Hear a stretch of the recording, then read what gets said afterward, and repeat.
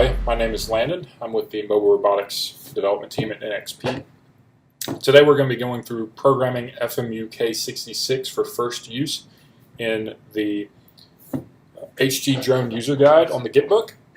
So basically what we're going to do is just go through flashing your FMUK66 so that you can actually start using it with your HoverGames drone. So this is just a pretty basic guide where you don't even have to build the firmware yourself. We have links on our download page where you can download these two files as seen here. So the first step that you want to do is download the J-Link software, the J-Link debugger software onto your computer. If you have a Windows machine, you can download it. I'm doing this on Mac, and it also works on Linux. So if you have the HoverGames VM from the developer guide in the Gitbook, it already has the J-Link software installed. Just make sure that you pass through the J-Link USB device through to the VM before you start doing this. If not, in the documentation that we have that this video is in, you can find downloads for that there. So the first thing that we're going to do is connect our FMU to our computer over USB to power it, and then we're also going to connect our J-Link debugger to the debug port on the FMU. So this is going to allow us to flash firmware to the board. So the first thing that we want to do is, if you're in Mac OS or Linux, you'll want to run J-Link exe in your terminal. If you're on Windows, you're going to want to run J-Link Commander. You can just search for that in your start menu and it should come up. So once we run that, it might give you a firmware update notice. We'll just click yes, just for the sake of this video to show how this works. All right, so that's done, and here's some terms of use for the J-Link debugger. You can just read through these and click accept. So the first thing that we want to do is type connect here. Once you have J-Link up and running, and you confirm that it's connected. If you look at VTref, it should be about 3.3 volts. So in the Gitbook, it specifies a device or core identifier that you must type into the J-Link software. So if you're on Windows, you can type a question mark and it'll pull up a dialog with all the different devices that you can choose from.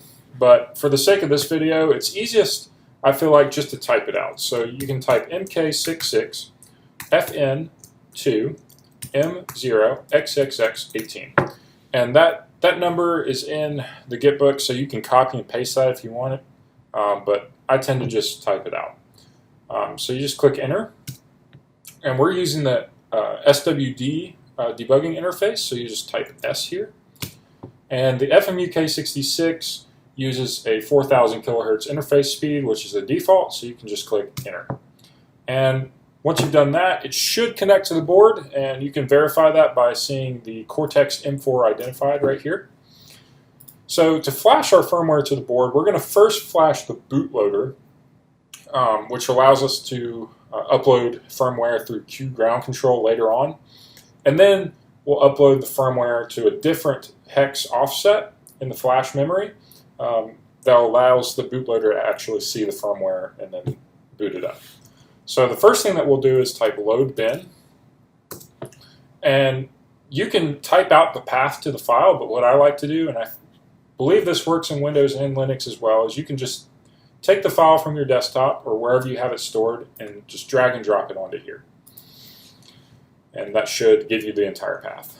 And so the next thing that you'll want to do is give it a 0x0 argument, and this just tells it to write this bootloader to start at 0x0 address in the flash memory. So you'll just click enter, and for me, I already have the bootloader uploaded, so it just compares the flash and then says, hey, it's already there, we don't need to actually flash it. When you first get your board, it will actually go through the flashing process, and the bootloader is relatively small, so it won't take that long to do. Alright, so the next step is we'll go through and do load bin, and we'll drag over our FMUK66 v3 bin file. This is the actual PX4 firmware, and we'll want to flash that to a hex offset of 0x6000. And once you've done that, you just click enter. And like I said, it's already flashed to my board. So this one will take a little bit longer for you, but once it's done, you should see the OK signal here, and you should be good to go. So now to reboot our board, so we'll actually load the firmware, you can just type RGQ, and you should be out of the J-Link debugger, and your board should reboot, and you should see the LEDs lighting up. If you don't want to do that, you can just click the reset button on the side of your FMU, and that should reboot it. And that's all for now. You've successfully flashed your board if you've gone through all these steps. And good luck with the rest of the Git book.